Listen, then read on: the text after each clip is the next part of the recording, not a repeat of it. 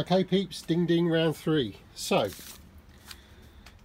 Scarebird, bit of a pain in the you know whats. So the rotors, when you buy the rotors, the nice Lincoln rotors that they say on the sheet, the actual centre hole is too small for the hub.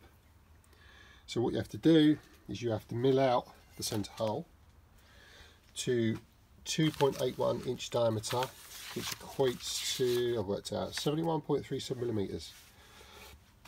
So they say to put it on a lathe and carefully mill out the middle, put the hub on the lathe and carefully mill down the hub, which I don't really want to do.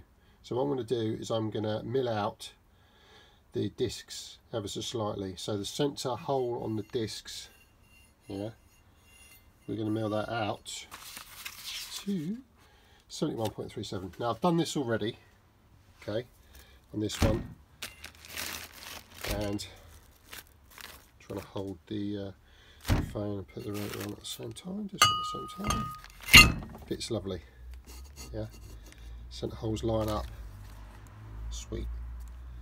So to do that, we've got a tungsten carbide bit or file. Literally all you do, get this out of the way, just get your nice new disc, get it out of this bag. I'll put this one here now. Hopefully you guys can still see this without the phone falling off. So disc out of bag, give it a little clean, really just to stop all the swarf from that collecting on the top of the disc. Dirty. And then literally it's just a case of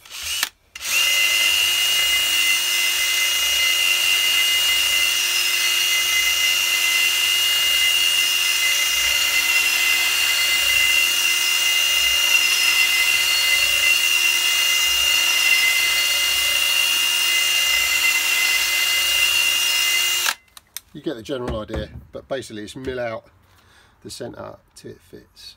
Now these carbide bits were cut off of Amazon. Yeah, you can get a range of them for like 12 quid, all different shapes and sizes, deburrers, so you can cut down your welds, etc, etc. Seem to work pretty well. I say I'll carry on deburring this out or getting rid of the centre hole so it fits the hub. Just an easier way than taking the hubs to a machine shop and getting them to mill out the hubs. Why would you do that? Just mill out the centre of the discs. Anyway, yeah, Scarebird bits. There's the document. I'll upload that. But you can see we're on step 6. Carefully lathe out. Like we all have lathes at home. Speak soon.